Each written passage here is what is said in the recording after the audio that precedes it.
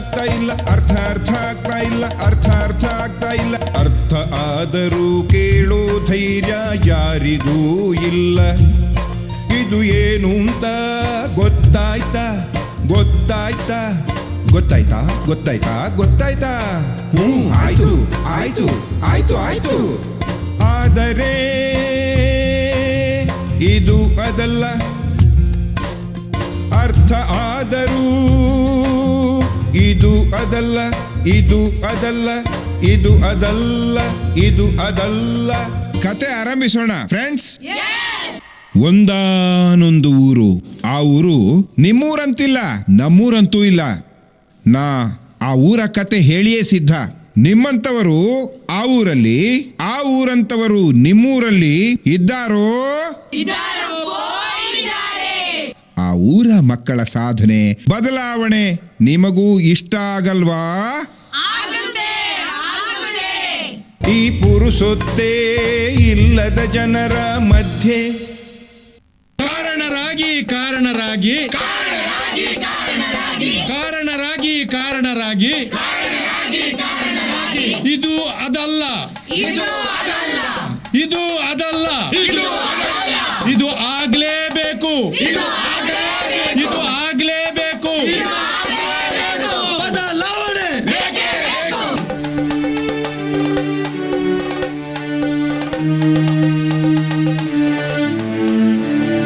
ಅರ್ಥ ಆಗ್ತಾ ಇಲ್ಲ, ಅರ್ಥ ಆಗ್ತಾ ಇಲ್ಲ, ಅರ್ಥ ಆಗ್ತಾ ಇಲ್ಲ. ಇನ್ನೊಮ್ಮೆ ಹೇಳು. ಅರ್ಥ ಆಗ್ತಾ ಇಲ್ಲ, ಅರ್ಥ ಆಗ್ತಾ ಇಲ್ಲ.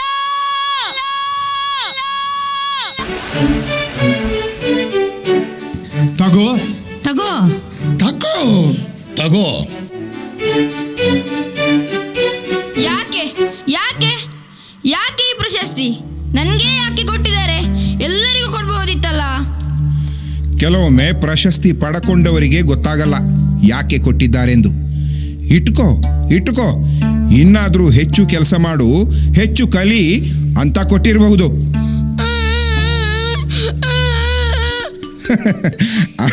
ಅಳಬೇಡ, ನಂಗೊತ್ತು ಯಾಕೆ ಕೊಟ್ಟಿದ್ದಾರೆ ಅಂತ. ಹೇಳು ಹೇಳು. ನೀನ್ ಯಾರು? ಹೇಳು. ನಾನು ಸ್ಟೂಡೆಂಟ್. ಅದೇನು ಅರ್ಥ ಆಗಲ್ಲ ಅಂತ ಕಿರಿಚ್ತಾ ಇದ್ದೆ, ಇನ್ನೊಮ್ಮೆ ಹೇಳು. ಅರ್ಥ ಆಗ್ತಾ ಇಲ್ಲ, ಏನೂ ಅರ್ಥ ಆಗ್ತಾ ಇಲ್ಲ. ಅರ್ಥ ಆಗ್ತಾ ಇಲ್ಲ ಅಂತ ನೀನು ಒಪ್ಪಿಕೊಂಡಿದ್ದೀಯಲ್ಲ, ಇಷ್ಟು ಹೇಳುವವರು ಇಲ್ಲ. ಯಾವುದು ಅರ್ಥ ಆಗ್ತಾ ಇಲ್ಲ ಅಂತ ಇನ್ನು ಕೇಳಲು ಪ್ರಾರಂಭಿಸು. ಪ್ರಶ್ನಿಸದೆ ಒಪ್ಪಿಕೊಳ್ಳಬೇಡ. ನೀನು ಗ್ರೇಟ್ ಗ್ರೇಟ್.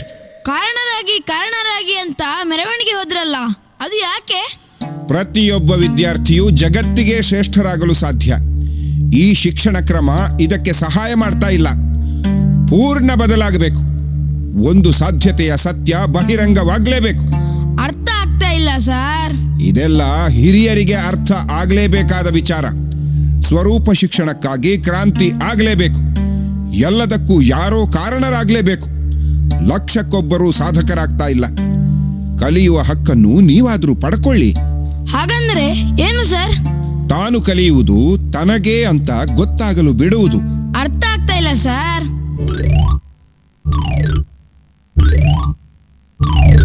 ಯಾಕೆ ನನ್ನನ್ನೇ ನೋಡ್ತಾ ಇದ್ದಿ? ಸರ್, ಒಂದು ತಮಾಷೆ. ಏನು? ಅದೇ ಸರ್, ನಿಮ್ಮ ಮೀಸೆ ಅದ್ಯಾಕೆ ಅಷ್ಟು ದಪ್ಪ? ಓ ಅದಾ? ಅದಕ್ಕೆ ಒಳ್ಳೆಯ ಕಾರಣ ಇದೆ. ನಾನು ಹೈಸ್ಕೂಲ್ನಲ್ಲಿ ಕಲಿತಿದ್ದಾಗ ನನ್ನ ಮೇಷ್ಟ್ರು ಹೇಳ್ತಾ ಇದ್ರು, ಏನಾದರೂ ಇಂಪಾರ್ಟೆಂಟ್ ವಿಷಯ ಇದ್ದಾಗೆಲ್ಲ ಅದಕ್ಕೆ ಅಂಡರ್ಲೈನ್ ಮಾಡಬೇಕು ಅಂತ. ನೋಡಿಲಿ, ನನ್ನ ಮೂಗು ದೊಡ್ಡದಿದೆ, ಅದಕ್ಕೆ ದಪ್ಪ ಮೀಸೆ ಅಂಡರ್ಲೈನ್. ಚೆನ್ನಾಗಿದೆ ಸರ್. ನಿಮ್ಮ ಮುಂಡಾಸು ಯಾಕೆ ಇಷ್ಟು ದೊಡ್ಡದು? ಗೊತ್ತಾಯ್ತು, ತಲೆ ಇಂಪಾರ್ಟೆಂಟ್. ತಲೆ ಖರ್ಚು ಮಾಡುವುದು ಇಂಪಾರ್ಟೆಂಟ್. ಅದೆಲ್ಲ ಸರಿ ಸರ್. ನೀವು ಯಾರು ಸರ್? ನಾನು ಸೂತ್ರಧಾರ, ಮೇಲ್ವಿಚಾರಕ. ನಿಮ್ಮ ಹೆಸರೇನು ಸರ್? ನನ್ನ ಹೆಸರು ಕಾರಣಗಿರಿ. ನಿನ್ನ ಹೆಸರು? ನನ್ನ ಹೆಸರು ಜಾಣಗಿರಿ ಸರ್. ಸರಿ, ನೀನು ನನ್ನ ಜೊತೆಗೇ ಇರು. ಮುಂದೇನಾಗುತ್ತೋ ನೋಡೋಣ. ಸರ್ ಅಲ್ಲಿ ನೋಡಿ ಸರ್, ಯಾರೋ ಬರ್ತಾ ಇದ್ದಾರೆ. ಇವರೆಲ್ಲ ಈ ಊರಿನ ಮಕ್ಕಳ ಪೋಷಕರು. ಈ ಮಕ್ಕಳಿಗೆ ತಾವು ತಮಗಾಗಿಯೇ ಕಲಿಬೇಕೆಂದು ಗೊತ್ತಾಗಲು ಮಕ್ಕಳು ಹಿರಿಯರು ಕಾರಣರಾಗಿದ್ದಾರೆ. ಓಹೋ, ಬನ್ನಿ ಬನ್ನಿ. ನನಗೆ ಸಂತೋಷವೇ ಸಂತೋಷ. ಏನಾಯ್ತು ಹೇಳಿ, ನಿಮ್ಮ ಸಂತೋಷದಲ್ಲಿ ನಾವು ಸೇರಿಕೊಳ್ತೇವೆ. ಇವ ನನ್ನ ಮಗ ಸರ್. ನಾನು ಬಚಾವಾದೆ. ವರ್ಷಗಳಿಂದ ಕಾಯ್ತಾ ಇದ್ದೆ. ಇವನಿಗೆ ತಾನು ಕಲಿಯುವುದು ತನಗೇ ಅಂತ ಈಗಷ್ಟೇ ಗೊತ್ತಾಗ್ಬಿಡ್ತು. ಅವ ಒಪ್ಪಿಕೊಂಡು ನನಗೆ ಓಡಿ ಬಂದು ಹೇಳಿದ. ನಾನು ಈ ಊರಿಗೆ ಬಂದದ್ದು ಒಳ್ಳೆಯದೇ ಆಯ್ತು. ಬನ್ನಿ ಸರ್, ಬನ್ನಿ ಸರ್, ಬನ್ನಿ ಬನ್ನಿ. ಬಿಡಿ ಬರ್ತೇನೆ. ಒಳ್ಳೆ ಸುದ್ದಿ. ಊರವರಿಗೆಲ್ಲ ಊಟ ಕೊಡ್ಲೇಬೇಕು. ಏನೇನಕ್ಕೋ ಊಟ ಹಾಕ್ತಾರೆ, ಇಂಥ ಸುದ್ದಿಗೆ ಊಟ ಕೊಡಬೇಕು. ಇದೊಂದು ಹೊಸ ಊಟ. ಓಹೋ, ಸಂತೋಷ ಖುಷಿ ಹಂಚಿಕೊಳ್ತಾ ಇದ್ದೇನೆ. ಏನಾಯ್ತು ಸರ್? ನನ್ನ ಮಗನಿಗೆ ತನ್ನ ಅಕ್ಷರ ಚೆನ್ನಾಗಿಲ್ಲ, ಚಂದ ಇಲ್ಲ, ಸ್ಪೆಲ್ಲಿಂಗ್ ಸರಿ ಇಲ್ಲ ಅಂತ ಅವನಿಗೆ ಗೊತ್ತಾಯ್ತು. ಸಂತೋಷವಾಗ್ತಿದೆ. ಎಂತಹ ಸುದ್ದಿ? ಈ ಊರಲ್ಲಿ ಇದೆಲ್ಲ ಗೊತ್ತಾಗಿದೆ. ಹೀಗೆಲ್ಲ ಗೊತ್ತಾಗಲು ಕಾರಣರಾಗ್ತಿದ್ದಾರೆ. ಕಲಿಯುವ ಹಕ್ಕು ಅವರ ಕೈಗೆ ಕೊಡ್ತಾ ಇದ್ದಾರೆ. ನನ್ನ ಮಗಳು ಪಾಠ ಪುಸ್ತಕವಲ್ಲದೆ ಬೇರೆ ಪುಸ್ತಕ ಮುಟ್ಟಿದ್ಲು ಸರ್. ಮುಟ್ಟಲು ಓದಲು ಅವಳಿಗೆ ಗೊತ್ತಾಯ್ತು ಸರ್. 15 ವರ್ಷದಿಂದ ಕಾಯ್ತಾ ಇದ್ದೆ ಸರ್. ನನ್ಗಿದು ಹಬ್ಬ ಸರ್, ಹಬ್ಬ. ನನ್ನ ಮಗನಿಗೆ ಓದಬೇಕು, ಸ್ವತಂತ್ರವಾಗಿ ಏನಾದರೂ ಬರೆಯಲೇಬೇಕು, ಹಾಡಬೇಕು, ಹಾಡು ಕತೆ ಬರಿಬೇಕು ಅಂತ ಗೊತ್ತಾಯ್ತು. ನನ್ನ ಅವಳಿ ಮಕ್ಕಳಿಗೆ ಸಾಧನೆ ಸಂಶೋಧನೆ ಅಂತ ಹೆಸರಿಟ್ಟಿದ್ದೆ. ಅದೇನೋ ಮಾಡಲೇಬೇಕು ಅಂತ 4ನೇ ತರಗತಿಯಲ್ಲೇ ಗೊತ್ತಾಯ್ತು. ಸ್ವಾತಂತ್ರ್ಯ ಕೊಟ್ಟು ಬಿಟ್ಟೆ. ಸಂತೋಷವಾಗಿದ್ದಾರೆ. ಸಾಧನೆ ಸಂಶೋಧನೆ ನಡೀತಾ ಇದೆ. ಸರ್, ನನ್ನ ಮಗಳಿಗೆ ಸಿಟ್ಟು ದುಃಖ ಎಲ್ಲಿ ಹೇಗೆ ಬೇಕು ಬೇಡ ಅಂತ ಅವಳಿಗೆ ಗೊತ್ತಾಯ್ತು. ಅದು ಬಹಳ ಹಳೆ ಸ್ಟೈಲ್ ಅಂತ ಗೊತ್ತಾಗಿ ಬಿಟ್ಬಿಟ್ರಿ ಸರ್. ನನ್ನ ಮಕ್ಕಳಿಗೆ ಸರ್ಟಿಫಿಕೇಟ್ ಮಾತ್ರ ಬದುಕಲ್ಲ, ಜಗತ್ತಿಗೆ ಶ್ರೇಷ್ಠನಾಗುವ ಶಕ್ತಿ ಇದೆ ಅಂತ ಗೊತ್ತಾಗಲು ಕಾರಣಳಾದೆ ಸರ್. ನನ್ನ ಮಗನಿಗೆ ಇನ್ನು ಮುಂದೆ ನಕಲು ಮಾಡಲು ಯಾರು ಒತ್ತಾಯಿಸಿದ್ರು ಮಾಡಲ್ಲ ಅಂತ ಗೊತ್ತಾಯ್ತು ಸರ್. ಲಕ್ಷ ಲಕ್ಷ ಮಕ್ಕಳ ಜೀವನ ವ್ಯರ್ಥ ಸರ್. ಮಕ್ಕಳ ಸಾಮರ್ಥ್ಯದ ಲೂಟಿ, ಈ ದೇಶದ ಸಂಪತ್ತಿನ ಲೂಟಿ ಸರ್. ನಮ್ಮನೆಗೆ ಊಟಕ್ಕೆ ಬನ್ನಿ ಸರ್. ಈ ಪುರುಸೊತ್ತೇ ಇಲ್ಲದ ಜನರ ಮಧ್ಯೆ ಈ ಮಕ್ಕಳ ಬದುಕು ಯಾರಿಗೂ ಅರ್ಥವೇ ಆಗ್ತಾ ಇಲ್ಲ. ಈ ಮಕ್ಕಳ ಬದುಕು ಯಾರಿಗೂ ಅರ್ಥವೇ ಆಗ್ತಾ ಇಲ್ಲ. ಅರ್ಥ ಆಗ್ತಾ ಇಲ್ಲ, ಅರ್ಥ ಆಗ್ತಾ ಇಲ್ಲ, ಅರ್ಥ ಆಗ್ತಾ ಇಲ್ಲ, ಅರ್ಥ ಆಗ್ತಾ ಇಲ್ಲ. ಅರ್ಥ ಆದರೂ ಇದು ಅದಲ್ಲ, ಇದು ಅದಲ್ಲ, ಇದು ಅದಲ್ಲ, ಇದು ಅದಲ್ಲ. ಹೆಚ್ಚು ಕೆಲಸ ಹೆಚ್ಚು ಕಲಿಕೆ. ಬನ್ನಿ ಬನ್ನಿ. ಇದು ಅದಲ್ಲ, ಇದು ಅದಲ್ಲ. ಇದು ಸ್ವರೂಪ ಅಧ್ಯಯನ. ಬದಲಾವಣೆಗಾಗಿ, ಬೆಳವಣಿಗೆಗಾಗಿ, ಇದು ಹುಡುಕಾಟಕ್ಕಾಗಿ, ಎಲ್ಲವೂ ಈ ನೆಲದ ಪ್ರೀತಿಗಾಗಿ. ಸರ್ ಅಲ್ಲೋಡಿ ಸರ್, ಯಾರೋ ಬರ್ತಾ ಇದ್ದಾರೆ. ಬರ್ಲಿ. ಒಬ್ಬರು ಭಾಷಣಕಾರ, ಮತ್ತೊಬ್ಬರು ಬೋಧನೆ ಮಾಡ್ತಾ ಇರುವವರು, ಮೂರನೆಯವರು ಸಲಹೆ ಕೊಡೋ ಕೆಲಸದವರು, ಜೊತೆಗೆ ಮಕ್ಕಳು ಪೋಷಕರು ಇದ್ದಾರೆ. ಬಾ ನೀನು ನೋಡ್ತಾ ಇರು. ನೋಡು, ನಾನು ಭಾಷಣ ಶುರು ಮಾಡ್ತೇನೆ, ಅವರು ಮುಂದುವರಿಸ್ತಾರೆ. ಇಂದಿನ ಮಕ್ಕಳೇ ಮುಂದಿನ ಪ್ರಜೆಗಳು. ಇಂದಿನ ಮಕ್ಕಳೇ ಮುಂದಿನ ಪ್ರಜೆಗಳು. ಮಕ್ಕಳಲ್ಲಿ ಸುಪ್ತ ಪ್ರತಿಭೆ ಅಡಗಿದೆ. ಅದನ್ನು ಹೊರಗೆ ತೆಗೆಯಬೇಕು. ಮಕ್ಕಳನ್ನು ಪರಿಸರದಲ್ಲೇ ಬೆಳೆಸಬೇಕು. ಸುಪ್ತ ಪ್ರತಿಭೆ ಅಡಗಿದೆ, ಅದನ್ನು ಹೊರಗೆ ತೆಗೆಯಬೇಕು. ಬಿಡು ಬಿಡಲ್ಲ. ಎಲ್ಲಿ ಅಡಗಿದೆ ಹೇಳಿ? ದೇಹದ ಯಾವ ಭಾಗದಲ್ಲಿ ಅಡಗಿದೆ ಹೇಳಿ? ಪರಿಸರ ಎಲ್ಲಿ ಹೇಗಿರಬೇಕು ಹೇಳಿ? ಇಂದಿನ ಮಕ್ಕಳೇ ಇಂದಿನ ಪ್ರಜೆಗಳು. ಮುಂದಿನ ಪ್ರಜೆಗಳು ಅಂತ ಹೇಳಿದ್ರೆ ಕಾನೂನಿಗೆ ವಿರುದ್ಧವಾಗಿದೆ. ಹುಟ್ಟಿದ ಮಗು ಈ ದೇಶದ ಪ್ರಜೆ. ರೆಡಿಮೇಡ್ ಭಾಷಣ, ಯಾರೋ ಹಾಗೆ ಹೇಳಿದ್ರು ಹೀಗೆ ಹೇಳಿದ್ರು ಅಂತ ಹೇಳುವುದೇ ಬೇಡ. ತನ್ನದನ್ನು ಮಾತ್ರ ಹೇಳಲಿ. ಭಾಷಣ ಬೇಡ. ಇವರಿಗೆ ಚೆನ್ನಾಗಿ ಬೋಧನೆ ಮಾಡಿ ಸರ್. ಬುದ್ಧಿ ಚೆನ್ನಾಗಿರ್ಬೇಕು. ಮಕ್ಕಳು ಗುರು ಹಿರಿಯರು ಹೇಳಿದ್ದನ್ನು ಹೇಳಿದಾಗೆ ಪಾಲಿಸಬೇಕು. ನೀವೀಗ ಏನ್ ಮಾಡುತ್ತೀರೋ ಅದೇ ಮುಂದೆ ಆಗ್ತೀರಿ. ಜೀವನದಲ್ಲಿ ಗುರಿ ಮುಖ್ಯ, ಗುರು ಭಕ್ತಿ ಮುಖ್ಯ. ದೇವರ ಭಯವೇ ಜ್ಞಾನದ ಆರಂಭ. ಚೆನ್ನಾಗಿ ಕಲಿತು ದೊಡ್ಡವರಾಗ್ಬೇಕು. ಗಾಂಧೀಜಿ. ಸರ್, ಈ ಈಗಿನ ಮಕ್ಕಳಿಗೆ ಸ್ವಲ್ಪ ಸಲಹೆ ಆದ್ರೂ ಕೊಡಿ ಸರ್. ಇಲ್ಲಾಂದ್ರೆ ಬೇಗನೆ ಹಾಳಾಗಿ ಹೋಗ್ತವೆ. ಜೀವನದಲ್ಲಿ ಅಂದ್ರೆ ಈ ಲೈಫ್ ನಲ್ಲಿ ಡಿಸಿಪ್ಲಿನ್, ಶಿಸ್ತು, ಪೇಷನ್ಸ್, ತಾಳ್ಮೆ ಮತ್ತೆ ಸಂಯಮ ಮುಖ್ಯ. ಜೀವನದಲ್ಲಿ ನೀವು ಯಶಸ್ಸು ಸಾಧಿಸಬೇಕಾದರೆ ಶ್ರದ್ಧೆ ಮುಖ್ಯ, ಕಾನ್ಸಂಟ್ರೇಷನ್ ಮುಖ್ಯ ಅಂತ. ಅರ್ಥ ಆಗ್ತಾ ಇಲ್ಲ. ಅರ್ಥ ಆಗ್ತಾ ಇಲ್ಲ.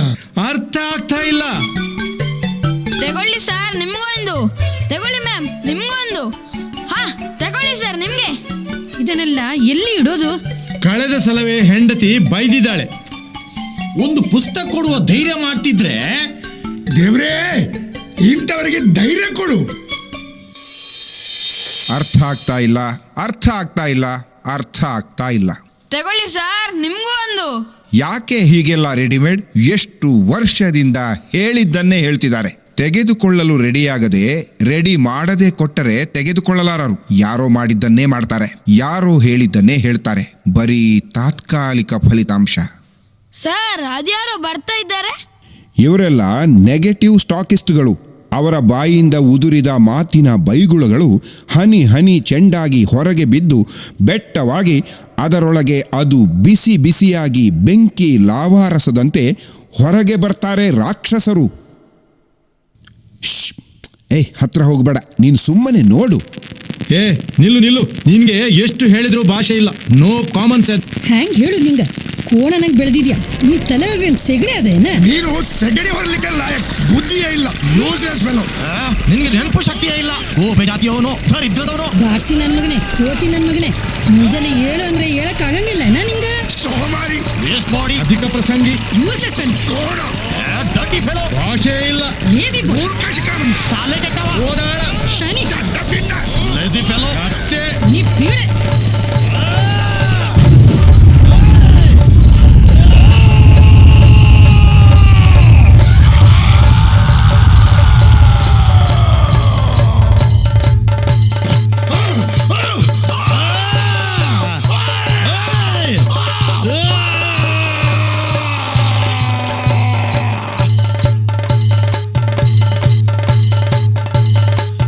ಅವರನ್ನು ಬಿಡಿ, ಅವರೇನು ತಪ್ಪು ಮಾಡಿಲ್ಲ.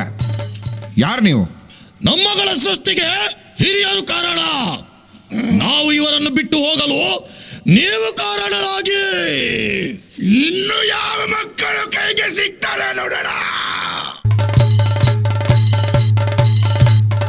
ಇವ ಉದಾಸೀನದವ, ಸೋಮಾರಿ. ಇವ ನನಗಿರಲಿ ಕೆಲಸ ಕಳ್ಳ. ಇವ ಸಿಡುಕ, ಸುಳ್ಳ, ಅಹಂಕಾರಿ. ಈ ಜವಾಬ್ದಾರಿಯನ್ನು ನಾನು ಇಟ್ಕೊಳ್ತೇನೆ. ಇವ ನನಗೆ ಹೋ, ಇವಳು ನನಗೆ ಹೋ. ಇವನಲ್ಲಿ ಎಲ್ಲವೂ ಇದೆ. ನಾವಿಬ್ಬರು ಸೇರಿ ಇಟ್ಕೊಳ್ಳೋಣ. ಇವರೇನು ಕೆಟ್ಟವರ? ಇವರಿಗೆ ದಾರಿ ಗೊತ್ತಾಗ್ತಾ ಇಲ್ಲ, ಅದಕ್ಕೆ ಯಾರು ಕಾರಣರಾಗಿಲ್ಲ. ಅಂದ್ರೆ ಮುಂದೊಂದು ದಿನ ಇವರೇ ಶ್ರೇಷ್ಠರಾಗ್ತಾರೆ. ಎಲ್ಲಿ ಅಡಗಿ ಬಿಟ್ರು? ಎಲ್ಲಿ ಹೋದ್ರು? ನೀವು ಯಾವ ಜಾತಿ? ಯಾವ ಶಾಲೆಗೆ ಹೋಗ್ತೀರಿ? ನಿಮ್ಮ ಅಪ್ಪ ಅಮ್ಮ ಯಾರು? ಮನೆಯಲ್ಲಿ ಕೋಳಿ, ನಾಯಿ, ಬೆಕ್ಕು, ದನ ಎಷ್ಟಿದೆ? ನೀವು ಕಾನೇಸ್ಮಾರಿ ಲೆಕ್ಕಕ್ಕೆ ಬಂದವರಾ? ಅಲ್ಲ ಅಲ್ಲ, ನೀವು ಯಾರು? ಇಲ್ಲಿ ಏನ್ ಮಾಡ್ತಿದ್ದೀರಿ? ನಾನು ಈ ನಾಟಕದ ಸೂತ್ರಧಾರ. ಸೂತ್ರಧಾರ? ಓ, ಈ ಹುಡುಗನಿಗೆ ದಾರ ಸುತ್ತಿದ್ದು ನೀನಾ? ಇಲ್ಲ, ಅವನೇ ಅವನನ್ನು ಬಂಧಿಸಿಕೊಂಡದ್ದು. ಮತ್ತೆ ಕೆಲವರು ಆರೋಪ ಹೊರಿಸಿದ್ದಾರೆ. ಪಾಪ ಅಂದ್ರು ಪಾಪ ಆದ, ನಾಚಿಕೆಯವನಾದ. ಹಠಮಾರಿ ಅಂದ್ರು ಹಠಮಾರಿಯಾದ, ಭಯದ ಹಗ್ಗ ಸುತ್ತಿಕೊಂಡ. ಸೋಮಾರಿ ಅಂದ್ರು. ನೋಡಿ, ಇವೆಲ್ಲ ಇವನಿಗೆ ಸಿಕ್ಕಿದ ಸರ್ಟಿಫಿಕೇಟ್ಸ್.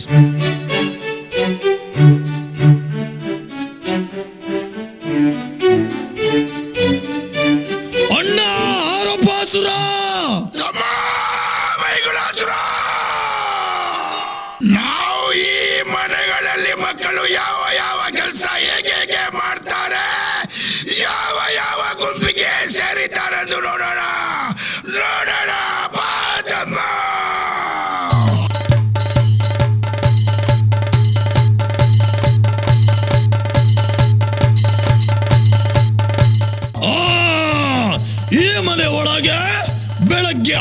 ಗಂಟೆಯಾದರೂ ಎಚ್ಚರವಾಗದ ತಾನು ಕಲಿಯುವುದು ತನಗೆ ಅಂತ ಗೊತ್ತಿಲ್ಲದವನೊಬ್ಬನಿದ್ದಾನೆ. ಸ್ವಿಚ್ ಹಾಕಿದ್ರೆ ಮಾತ್ರ ಕೆಲಸ ಮಾಡು, ಕೆಲಸ ಹೇಳಿದ್ರೆ ಹೇಳಿದಷ್ಟನ್ನೇ ಅಥವಾ ಅದಕ್ಕಿಂತಲೂ ಕಡಿಮೆ ಕೆಲಸ ಮಾಡುವ ಕೂಲಿ ಜಾತಿಯವರ, ಅಥವಾ ಬಯಸಿಕೊಂಡು ಪೆಟ್ಟು ತಿಂದುಕೊಂಡೇ ಪಾಠ ಪುಸ್ತಕದ ಜೊತೆಗಿರುವವರ ನೋಡೋಣ. ಈ ಮನೆಯಲ್ಲಿ ತಾಯಿ ಸ್ವಿಚ್ ಹಾಕಿದ್ರು. ಏಳು ಹೊತ್ತಾಯ್ತು. ಎಷ್ಟು ಹೊತ್ತು ಮಲಗೋದು? ಶಾಲೆಗೆ ಹೋಗೋ ಮಕ್ಕಳು ಹೀಗ ಮಾಡ್ತಾರೆ. ಹೀಗಾದ್ರೆ ಹೇಗೆ? ನೀನೊಬ್ಬರೇ ಎಷ್ಟು ಹೇಳಿದ್ರು ಕೇಳಲ್ಲ. ಕೆಲವು ಮನೇಲಿ ಮಕ್ಕಳು ನೋಡು, ಅವರಾಯ್ತು ಅವ್ರ ಕೆಲಸ ಆಯ್ತು. ಅವು ತಂದೆ ತಾಯಿ ಪುಣ್ಯ ಮಾಡಿರ್ಬೇಕು. ಅರ್ಧ ಗಂಟೆಯಿಂದ ಕರಿತಾ ಇದ್ದೇನೆ. ಏಳು ಏಳು ಏಳು. ಏನಿದು ಅಮ್ಮ? ದಿನಾ ಹೇಳಿದ್ದನ್ನೇ ಹೇಳ್ಬೇಕಲ್ಲ. ಬೇಜಾರಾಗಿ ಈ ಕೆಲಸ ಟೇಪ್ ರೆಕಾರ್ಡರ್ಗೆ ಕೊಟ್ಟಿದ್ದೇನೆ. ನನಗೆ ನನ್ನ ಆರೋಗ್ಯ ಮುಖ್ಯ. ಈ ಊರಿನ ಮನುಷ್ಯರು ತಮ್ಮ ಆರೋಗ್ಯದ ಬಗ್ಗೆ ಎಚ್ಚರ ಇದ್ದಾರೆ. ಚೆನ್ನಾಗಿದೆ, ಚೆನ್ನಾಗಿದೆ.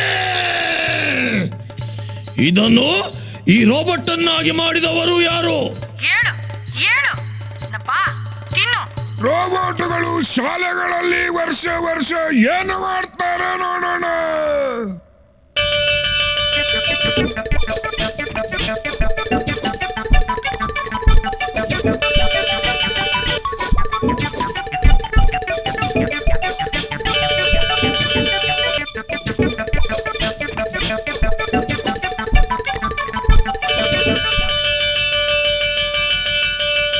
ಹಿಮಾಲಯ ಪರ್ವತ ಎಲ್ಲಿದೆ? ಉತ್ತರವಿದೆ. ಹಿಮಾಲಯ ಪರ್ವತ ಎಲ್ಲಿದೆ? ಉತ್ತರವಿದೆ. ಹಿಮಾಲಯ ಪರ್ವತ ಎಲ್ಲಿದೆ? ಉತ್ತರವಿದೆ. ಗೋವಿಂದನು ಗೋವಿಂದ. ತಮ್ಮ ಬೈಗುಳಾಸುರ ಅಣ್ಣ, ಬಾಬಾ, ಇನ್ನೊಂದು ಮನೆಗೆ ಹೋಗೋಣ. ಬಂದೆ ಬಂದೆ. ಮಕ್ಕಳೇ ಬನ್ನಿ, ಮಕ್ಕಳೇ ಬನ್ನಿ. ನೀವು ನಮ್ಮೊಂದಿಗಿದ್ದು ನಿಮಗೆ ಆ ಗ್ರೂಪ್ ಬೇಕಾ ನೋಡಿ. ನೀವು ಆ ಜಾತಿಯವರ ನೋಡಿ.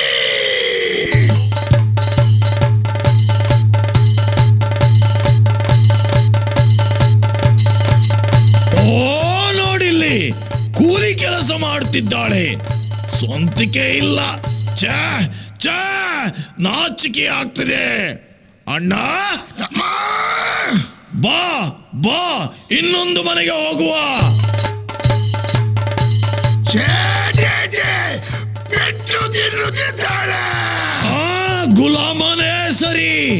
ಇವರಿಗೆ ಪೆಟ್ಟು ಪೆಟ್ಟು ಕೊಟ್ಟು ಪ್ರಯೋಜನವಿಲ್ಲ. ಉಂಟಣ್ಣ, ಬೆನ್ನು ಗಟ್ಟಿ ಆಗ್ತದೆ. ಛೇ, ಅದಲ್ಲ. ಬಾ, ಈ ಮನೆಯಲ್ಲಿ ಇಬ್ಬರು ಮಕ್ಕಳಿದ್ದಾರೆ. ಇವರ ಕೆಲಸ ಇವರೇ ಮಾಡುತ್ತಿದ್ದಾರೆ. ಅಗತ್ಯವಿದ್ದರೆ ಪ್ರಶ್ನೆ ಕೇಳಿಕೊಂಡು. ಏನು ಉತ್ಸಾಹ, ಏನೊಂದು ಜವಾಬ್ದಾರಿ. ಸಾಧನೆಯಲ್ಲಿದ್ದಾರೆ.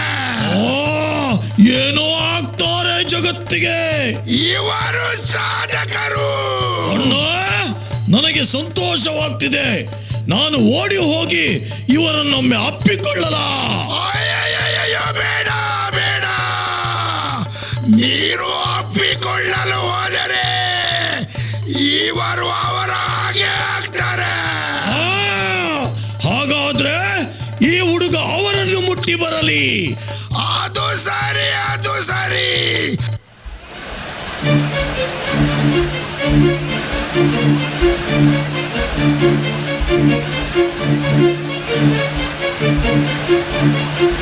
ಅಣ್ಣ, ಏನೋ ಭಾರಿ ಗದ್ದಲ ಕೇಳ್ತಾ ಇದೆ. ಇದು ಅದಲ್ಲ ಅಂತ ಗೊತ್ತಾಗಿದೆ. ಊರ ಮಂದಿ ಎಲ್ಲ ತಮ್ಮ ತಮ್ಮ ಅಪರಾಧ ಗೊತ್ತಾಗಿ ನಮ್ಮನ್ನು ಓಡಿಸಲು ಬರುತ್ತಿದ್ದಾರೆ. ಅಣ್ಣ, ಆರೋಪಾಸುರ, ಏನು ಮಾಡೋದೀಗ? ತಮ್ಮ ಬೈಗುಳಾಸುರ, ಏನು ಮಾಡುದು? ನಾವು ಅಡಗಿ ಬಿಡೋದ? ಛೇ ಛೇ ಛೇ, ಬೇಡ ಬೇಡ. ನಮ್ಮನ್ನು ಓಡಿಸಲು ಇವರಿಂದ ಆಗೋಲ್ಲ. ಮಕ್ಕಳು ಕಾರಣರಾಗಬೇಕು. ಇವರೆಲ್ಲರೂ ಕಾರಣರಾಗಬೇಕು. ಯಾರೋ ಕಾರಣರಾಗಬೇಕು.